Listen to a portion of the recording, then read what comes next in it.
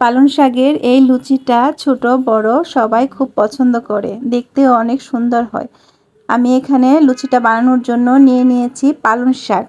এখানে 1 কাপের মতো পালং শাক হবে। সেটা আমি প্রথমে একটু পানি দিয়ে ভালো করে ব্লেন্ড করে নিয়েছি।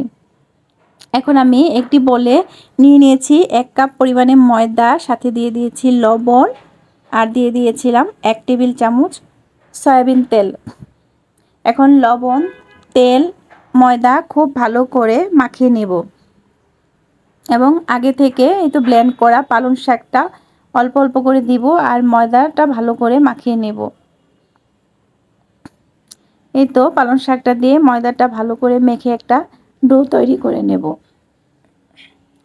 অল্প অল্প করে পালং শাক দিব আর ময়দাটা মাখাবো। এখানে আলাদা করে আর পানি দিব না, কারণ পালং শাকেই তো পানি দিয়েছি। এই তো মাখা হয়ে গেছে আমার। এখন আমি এটা 20 মিনিটের জন্য রেস্টে রেখেছিলাম। 20 মিনিট পর হাতে তেল লাগিয়ে ময়দাটা আবার খুব ভালো করে মথে নেব। এই তো এখন অল্প অল্প করে লেচি নিয়ে আমি লুচি তৈরি করে নেব। এই তো মাশাআল্লাহ অনেক সুন্দর কালার হয়েছে, দেখে মনে হচ্ছে যে কালার দিয়ে বানিয়েছি। পালং শাকের এই লুচিটা সত্যি অনেক মজা হয়। এখন আমি আগে থেকে তেল গরম করে এখানে পালং শাকের লুচিগুলো ভেজে নেব। অল্প আছে আস্তে আস্তে করে লুচিগুলো খুব ভালোভাবে ভেজে নেব।